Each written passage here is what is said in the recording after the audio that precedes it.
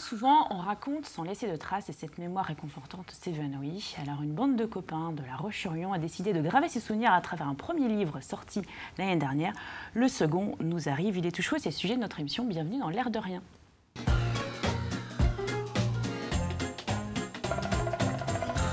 Bonjour Gilbert, bonjour Yveline. Bonjour. Deux chroniqueurs cette semaine. Gilbert, vous nous emmenez sur une route toute particulière à Noirmoutier. Je vais chanter ce soir, je vais chanter. Sur l'air peut-être changer de sujet. Au Gué, vive la rose, je vais chanter sur l'air des paroles Au Gué, vive le Gois. Le Gois, donc, parce qu'il y a une actualité. Il y a une actualité. On expliquera bien. Et puis, on terminera l'émission avec Yvelise. Avec les jeux de mots et des mots pour jouer. Très bien, donc 3 livres ludiques. Oui, jeux de mots, jeux de vilains. Très bien, merci Yvelise. Et puis notre invité cette semaine, bonjour Joël Gaucher. Bonjour Catherine, bonjour à tous. Donc vous êtes lyonnais, vous êtes retraité et on vous a reçu l'année dernière déjà dans cette émission pour nous parler d'un livre qui venait de sortir qui s'appelle « Je me souviens de La Roche ». Oui. Donc c'était un collectage, une contribution de souvenirs de La Roche-sur-Yon, à la Georges Perec. Mais je me souviens, il y en avait plus de 300. 36 pour être précis. 336, donc de souvenirs de La Roche-sur-Yon des années 50-60 50 à 65. Ouais. Combien de personnes avaient participé à ces souvenirs ? 8 personnes. 8 personnes, donc des Lyonnais. Oui, absolument. Des copains à vous ? Des copains, voilà. Et vous avez coordonné un peu ce premier Voilà. travail l'année dernière. C'était Roger Ducrot qui était à l'origine parce qu'il avait publié dans la revue de l'Association des anciens élèves des lycées Édouard Herriot et Mendes France un article et à partir de cet article-là, on a rajouté un certain Il fallait en dire un peu plus. Voilà. Et ce livre, il a bien marché. Il en a été tiré 500 exemplaires et il est épuisé. En auto-édition, donc avec vous, et actuellement, il est en retirage. Très bien. Alors, ça a tellement bien marché qu'il a fallu en faire un deuxième, c'est ça l'histoire ? Absolument. Les lecteurs nous ont dit qu'il y a des quantités de choses qu'on aurait aimé voir évoquées et qui n'ont pas été. Et nous, on avait plein de choses à dire. Et alors, je leur ai lancé le défi. Puisque vous avez des choses à dire, vous me le dites, mais de préférence, vous me les écrivez. Voilà. Et puis, on verra si le nombre est suffisant, ce que l'on peut en faire. Et on est arrivé avec 25 contributeurs, dont 22 nouveaux. Voilà, des personnes qui ont entre 75 et 93 ans pour le plus âgé, qui nous ont raconté leurs souvenirs, et alors sans limite de date ni de style, sans aucune contrainte. Alors, on ne l'a pas encore dit, Souvenez-vous de La Roche, ça c'est le titre. Absolument. Voilà. Et donc, il est plus imposant que l'autre. Oui, 336 pages, alors que le premier faisait 150 pages. Comment vous expliquez que déjà le premier ait bien fonctionné ? Il y a beaucoup de nostalgie dans cette ville. Les gens sont nostalgiques d'un certain nombre de choses qui ont disparu, des lieux, des établissements, des cafés, des commerces, la vie. Rue des Sables, on pouvait stationner des deux côtés, on pouvait même stationner dans le mauvais sens de circulation. Enfin, vous voyez, il y avait un certain nombre de contraintes qui depuis ont été imposées. Et donc les personnes qui ont écrit étaient nostalgiques de cette période. Et certains même avaient écrit leurs histoires, ils les avaient gardées pour eux. Ils en ont profité quand on les a sollicités pour les donner sous une forme un peu différente. Et ils étaient très heureux de savoir que leurs souvenirs, au moins, étaient gravés dans le marbre, si j'ose dire. Alors, c'est des souvenirs du quotidien. Alors, vous appelez ça, vous, des lyonnaiseries ? Oui, absolument. Donc il y a un peu tout, il y a la poissonnière du coin, il y a le café. Absolument, et on a réussi à trouver un illustrateur qui s'est fait un plaisir d'illustrer un certain nombre de textes qui auraient pu paraître rébarbatifs s'ils n'avaient pas été illustrés. C'est vrai, quand on lit des pages entières de textes, il vaut mieux avoir une image entre les deux. Bien sûr. Voilà, ça aère un petit peu le texte. Et c'est donc grâce aux illustrations que ce livre est quand même atypique et alors, intéressant. On va y revenir sur les illustrations. Alors, Gilbert, vous avez une question ? Oui, c'était simplement de savoir s'il y avait un peu plus de nostalgie ou des particularités liées à la ville de La Roche par rapport à d'autres villes, d'autres cités. Est-ce qu'on est plus nostalgique à La Roche-sur-Yon qu'ailleurs ? Au Sable, ou Fontenay-le-Comte, ou je sais pas, ou Nantes. Alors au Sable, il y a eu un collectif qui a été édité il y a plusieurs années qui racontait des vieux souvenirs de la ville des Sables. Je ne l'ai jamais eu en main, ce livre, mais je sais qu'il a existé au Sable-d'Olonne. Il y a certainement de la nostalgie parmi les personnes qui ont vécu. Lorsqu'on a 80 ans et qu'on se dit qu'on est prêt, on est au seuil du déversoir, on se dit j'avais plein de souvenirs, il serait dommage que je ne les fasse pas partager à d'autres. puis que ça ne reste pas. Alors l'intérêt de ce livre, si vous voulez, c'est qu'il est à la Bibliothèque nationale de France, puisque j'ai fait un dépôt légal. Le dépôt légal. Il est dans un rayonnage et j'ai prévenu les intéressés. Voilà, maintenant, si les chercheurs, dans 50 ans plus ou moins, veulent connaître la vie de la ville de La Roche-sur-Yon, la petite ville au cœur d'eau, comme Marcel Chabot l'avait appelé, eh bien, ils iront dans les rayons de la BNF, ils trouveront le livre et ils verront comment on vivait à La Roche-sur-Yon. Parce que ce qui est important, c'est vraiment que vous aviez l'impression qu'il y a des choses qui allaient être perdues parce qu'elles n'avaient jamais été écrites. Oui. Les gens s'y racontent entre eux, mais personne vraiment avait pris le temps de les graver quelque part. Absolument. Les gens n'étaient pas demandeurs, à la vérité. S'il n'y avait pas eu le premier ouvrage, les personnes qui avaient écrit leurs vieux souvenirs les avaient laissés dans un tiroir. Et puis, en mourant, les souvenirs mouraient avec eux, évidemment. Et il aurait été dommage de passer sous silence un certain nombre de choses qui, vous allez voir, sont savoureuses. Il y a des anecdotes, il y a des choses marrantes, il y a des choses qui le sont moins, puisqu'il y a la période de guerre qui est évoquée par certains. Il y a les courses cyclistes au Vélodrome de La Roche. Est-ce qu'on est sur deux périodes différentes ou tout est un peu... Oui, absolument. Celle-ci, le premier couvrait des années 50 à 65, en gros. Celle-ci, on remonte aux années 30, carrément. Donc jusqu'à 65, même peut-être au-delà. Il n'y avait pas de limite de temps. Est-ce qu'il y a des différences sur le contenu entre le premier et le deuxième? Je veux dire, par exemple, est-ce que c'est plus de la vie quotidienne? Est-ce que c'est plus activité commerciale? Est-ce que c'est plus... non. Alors, dans la mesure où Liberté totale avait été laissée aux intéressés... Pour le deuxième ouvrage, vous avez dit, ceux qui ont envie, envoyez-moi vos textes. Voilà, faites ce que vous voulez. Alors, il y en a un qui a raconté l'histoire de son quartier. Voilà, il habitait rue Fénelon, c'est Olivier Goiran pour ne pas le citer. Il habitait rue Fénelon, il allait chez le cordonnier, il allait chez le pâtissier du coin, il a raconté ses souvenirs, il était scout, etc. Il a fait son parcours, le cinéma Rex, il a fait son parcours du quartier en disant ce qu'il faisait dans ce quartier. Et comme il avait le bonheur d'avoir un frère qui avait un bon coup de crayon. Un bon coup de crayon, il a demandé à son frère d'illustrer ses propos. Et puis donc c'est André-Luc Goiran qui contribue entre autres au dessin, puis il y en a d'autres, on va en reparler. Alors quand même, quand on parle de nostalgie, c'est triste la nostalgie, non? Oui, la nostalgie, c'est Pierre Desproges qui disait, la nostalgie c'est comme les coups de soleil. Ça fait pas mal pendant, mais ça fait mal après. Et c'est vrai, je crois que les gens ont en mémoire un certain nombre de souvenirs en disant « Ah, mais autrefois, c'était comme ça. Ah, qu'est-ce qu'on était bien, qu'est-ce qu'on vivait bien. On était heureux. » Ça peut faire du bien de le raconter, au contraire. Oui, mais ça fait du bien de le raconter, même si les gens ont souffert. Ils ont raconté des souvenirs épouvantables, des choses qui se sont passées à La Roche, à l'époque de l'occupation, bien évidemment, quand les Allemands étaient là. Mais il s'est passé des choses effroyables. Mais ce qui est intéressant aussi, c'est qu'il y a des images qui viennent, même des odeurs, parce que les gens sont vraiment plongés dans certaines choses. Même parfois, on est surpris de la précision de certaines choses. Oui, mais on a même découvert des choses. Moi, il y en a une que j'ignorais, qu'il avait existé, un groupe de chanteurs avait existé qui s'appelait les Compagnons de la Joie, qui avait été créé par des élèves du lycée Richelieu, du collège Richelieu, pardon. Et dans ce groupe des Compagnons de la Joie, il y avait Claude Mercier, qui est malheureusement décédé il y a peu de temps, et il y avait un autre personnage qui s'appelle Monsieur Fillon. Monsieur Fillon, qui n'est autre que le père de François. Qui ne s'appelait pas François, son père. Qui n'est autre que le père de François, qui est originaire donc des Essarts. Voilà, j'ai découvert les Compagnons de la Joie. Il y a une photo dans oui, il y a une photo du groupe dans le livre. Il n'y avait pas le risque de faire une redite par rapport à... quand vous avez lancé l'appel finalement à vos lecteurs pour le deuxième, qui est deux personnes qui se disent je vais raconter cette anecdote que j'ai vécue ou que j'ai vue ou qu'on m'a rapportée. Oui. Il n'y a pas le risque que deux personnes s'approprient ou se réclament de la même anecdote? Oui, alors je pensais au départ supprimer les doublons, les personnes qui évoquent effectivement les mêmes sujets, qui sont des sujets de prédilection, comme le cirque, j'en parlais hors antenne, comme le cirque qui s'installe place Napoléon, donc il y a tout un rituel de l'installation. Ou les foires de la Roche, non? Oui, la vallée de la mort, non, plus personne n'en parle dans celui-ci. On en a déjà bien abondamment parlé dans le précédent, donc on n'en parle pas. Mais par contre, ce qui est assez marrant, c'est que j'ai cité dans le premier, je me souviens, quelque chose qui est important de dire.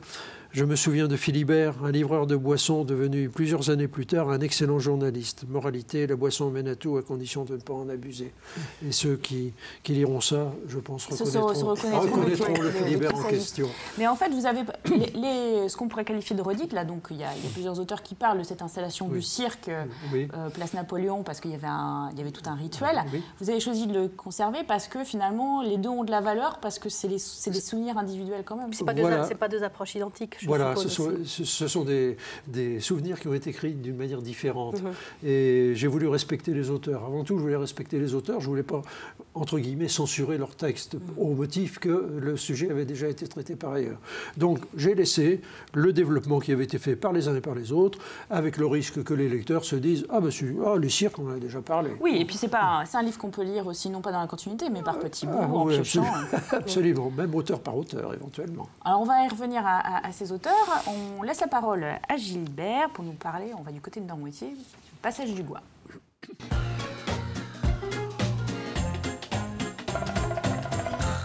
Alors le Gois revient dans l'actualité, je ne sais pas s'il en sort. Pour deux raisons, effectivement. C'est d'une part le Tour de France, on annonçait qu'il démarrait en Vendée, qu'il passerait le Gois. Et bien finalement, on ne le passera pas, parce que le départ du Tour de France a été retardé de 8 jours pour des raisons un petit peu de concurrence médiatique entre la Coupe du Monde de football et le Tour de France, et si bien que les marais, c'est difficile de les commander, hein. Et ça ne se prête pas 8 jours plus tard au passage du Gois, donc on empruntera le pont. Donc on m'en a parlé. Donc j'aurais pu parler du Gois plus tard à l'occasion du Tour de France. Ce ne sera plus possible. Et l'autre raison qui est peut-être aussi importante, c'est que le Gois vient d'être classé au patrimoine d'intérêt national et patrimonial, ce qui ouvre la porte plus tard, peut-être c'est la première étape, pour que ce soit également un classement au patrimoine mondial de l'UNESCO. Ce qui veut dire aussi que déjà, ça permet un certain nombre de mesures de conservation, voire de restauration, pour que ce patrimoine soit justement, effectivement, conservé, transmissible pour les générations. Alors, moi, ce que je propose, c'est un petit détour, une petite promenade sur le Gois et sous l'angle de l'histoire, parce que le Gois n'a pas toujours existé. Vers l'an 1000, le Gois n'existait pas du tout. Il n'y avait même pas, je dirais, de traces d'un passage. Mais petit à petit, on considère que c'est vers les années 1000. Il y a deux courants contraires qui se sont, je dirais, en quelque sorte affrontés. L'un venant du nord, la baie de Bourgneuf, l'autre contournant l'île par le sud. Et progressivement, il y a eu des sédiments, des sables qui se sont accumulés. Et ça a plus ou moins dessiné quelque chose de pas du tout en ligne droite comme on connaît aujourd'hui, enfin qu'elle n'est pas tout à fait droite, mais relativement rectiligne. Et donc, on a commencé à dessiner. Mais là aussi, c'est pas venu du jour au lendemain. On considère que c'est vers 1700 qu'on a pu dessiner, qu'on a plus vu une première carte du Gois. Et le premier passage, c'est précisément, c'est ce que dit en tout cas la légende, c'est 1766, un certain Pierre Gauvry, originaire de Barbâtre, qui l'a traversé pour la première fois. Et on considère que les bancs se sont stabilisés seulement au 19e siècle, mais la traversée restait encore très périlleuse sans guide parce que le tracé n'était encore pas définitivement établi.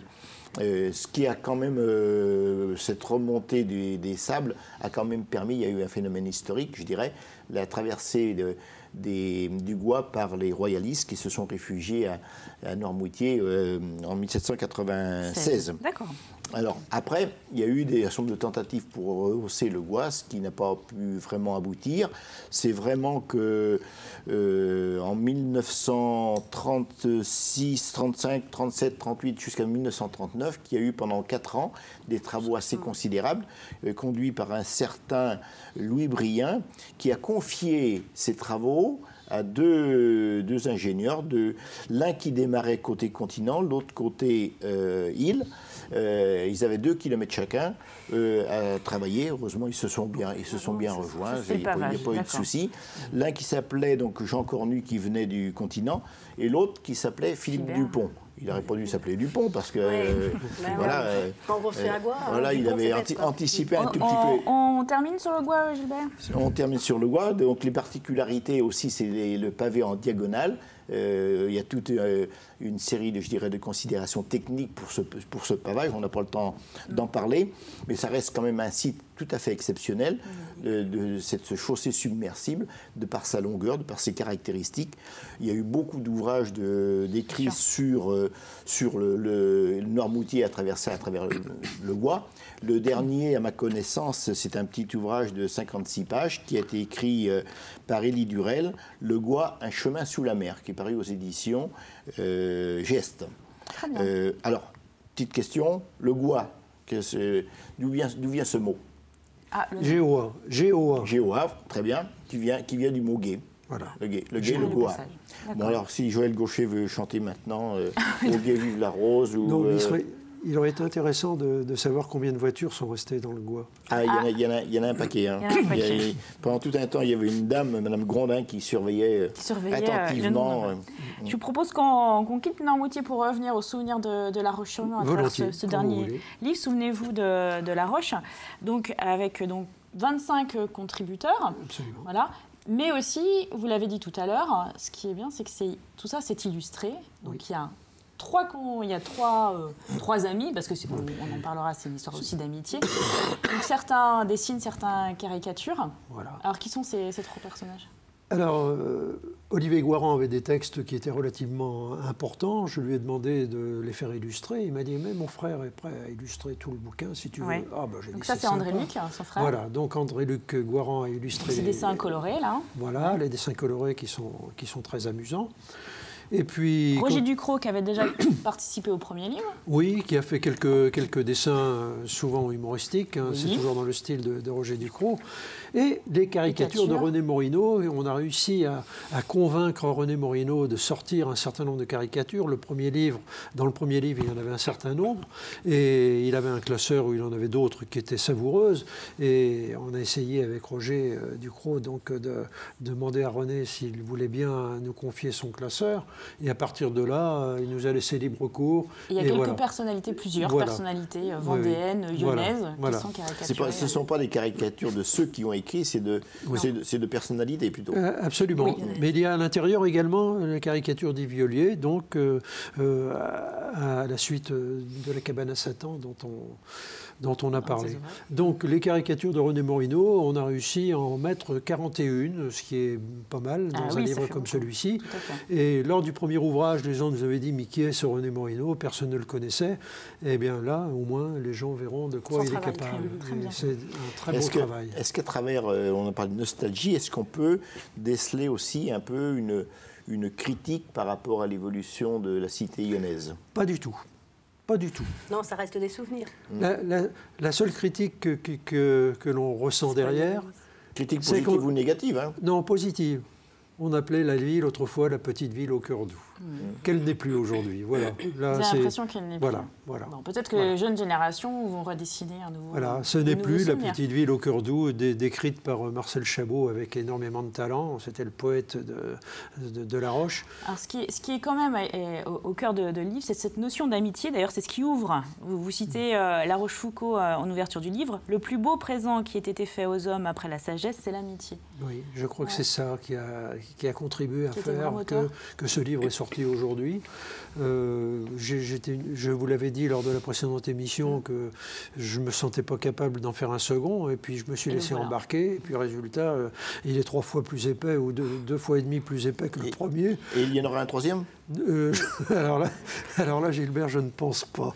Très honnêtement, je ne pense pas. Il est en auto-édition, donc... Absolument. Voilà. Il est en auto-édition parce que je ne voulais pas avoir de contraintes.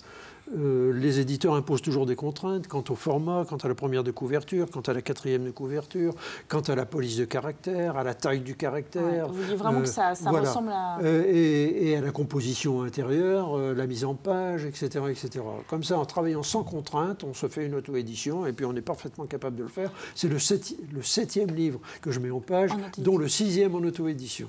Ça s'appelle « Souvenez-vous de La Roche », 25 auteurs contributeurs. L'édition Remember, ça c'est vous qui les avez inventés, puisque c'est vous qui avez vraiment construit l'ouvrage.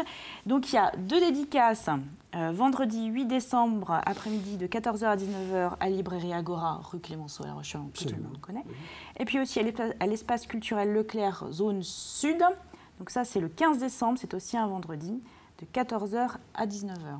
Oui, c'est exact. Voilà. Et ce livre, vous le vendez au prix de 19,50 €. Voilà.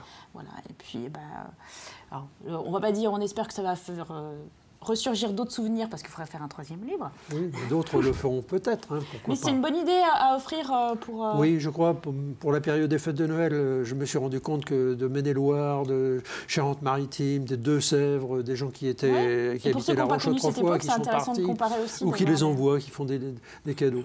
Alors par contre, les frais d'affranchissement sont relativement élevés, parce que le livre fait 600 grammes. Alors, donc, bon, ça vous arrangerez avec les gens, on a inscrit vos coordonnées. Les gens se débrouilleront, s'ils achètent le livre pour l'offrir, ils se débrouilleront avec les frais de port. Merci Joël Gaucher. C'est moi qui vous remercie, Catherine. Et puis, on termine cette émission aussi avec les livres, aussi avec les mots, avec Yves Lise.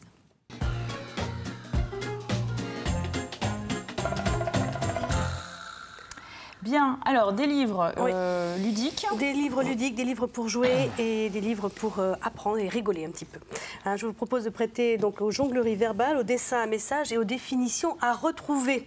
Voilà. Donc 3 livres pour jouer avec les mots en famille, avant ou après les réveillons de fête. Alors celui-ci, il a un titre qui est bien particulier et long. Ce livre, c'est un grand livre avec un titre très long. La guerre à la politesse est un combat sans merci. Signé Gaspard Delalune, un nom d'emprunt. Alors, qu'est-ce que ça veut dire, ce titre? Qu'est-ce qu'il faut comprendre? La guerre à la politesse, c'est un combat sans merci, madame. Sans merci. Voilà. Oui. Donc, Gaspard Delalune qui l'a écrit, il fera certainement naître du sourire sur vos lèvres. Vous pouvez le feuilleter si vous voulez, effectivement. Il est plein de publicités old-fashion, de gravures détournées. Old-fashion, donc voilà, de planches d'encyclopédies réinterprétées, et toujours au service des jeux de mots. D'accord, donc c'est des illustrations qui sont détournées. Ce sont des pages entières qui se suffisent à elles-mêmes, qui se lisent à elles-mêmes. D'accord. Donc comme des fiches techniques vantant les couteaux Adam, qui présentent le fruit défendu de la religion. D'accord. Par exemple aussi Sibarbiturique, voilà, très bien. Qu'on a vu en tout début, en couverture de l'ouvrage. Donc je veux vous dire que le véritable auteur qui se cache derrière Gaspard Delalune s'appelle dans la vie Vincent Falgueret et qu'il est déjà le créateur d'autres ouvrages un peu jouant aussi sur les jeux de mots, tels que les girafes n'aiment pas les tunnels ou les fourmis n'aiment pas le flamenco. On comprend pourquoi. Dog Save the Queen. Voilà. J'ai bien entendu Dog Save the Queen, tout à fait. Ouais. Donc, Gilbert qui aime bien les jeux de mots. Ah oui, là vous allez vous régaler. Le deuxième livre que j'ai apporté aujourd'hui s'adresse plutôt aux enfants. Lui aussi, il a un titre long. Ouais. Il s'appelle « Un petit dessin vaut mieux qu'une grande leçon ». Il peut aussi s'adresser aux adultes qui ont des petits soucis avec l'orthographe. Donc c'est la blogueuse et animatrice d'orthographe Sandrine Campez qui l'a écrit. Il est édité chez le Robert, ce n'est pas étonnant. Ça n'étonnera pas puisque c'est un petit peu pour bien parler français ou bien reconnaître les mots, avoir les bons réflexes. Donc ce sont 60 mots qu'elle a illustrés. Avec des techniques un petit peu mnémotechniques, justement. Donc, ça vous permettra de... Il y a un lien entre l'orthographe et l'image. Voilà. C'est très visuel. Hein. Pour les gens qui ont la mémoire photographique, ça rentre très vite. Par exemple, il y a un monstre qui a 2 bras qui représentent les 2 F dans le mot « effrayé ».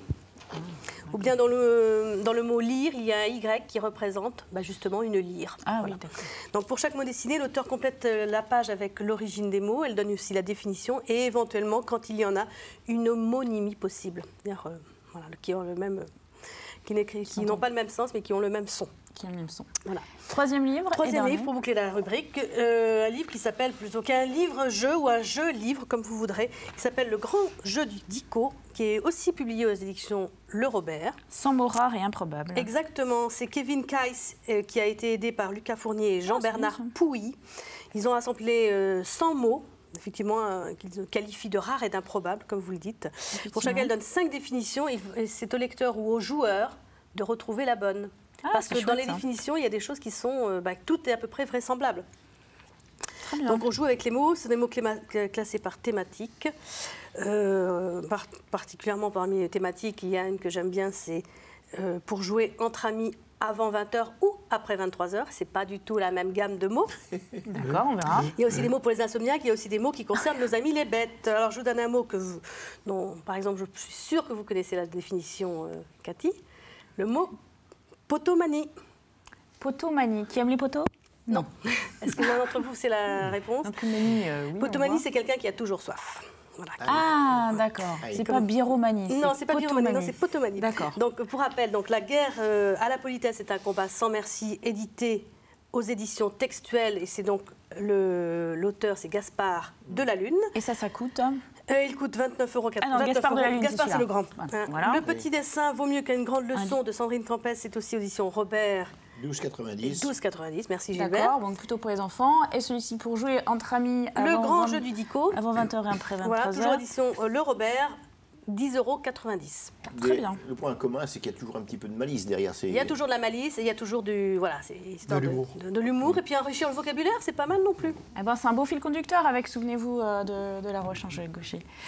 Merci à tous les trois. On termine avec la une du tout dernier magazine Racine, celui de décembre. On dit au revoir au magazine Racine après 24 ans d'existence, mais allez savoir, peut-être autre chose naîtra un peu plus tard. À la semaine prochaine.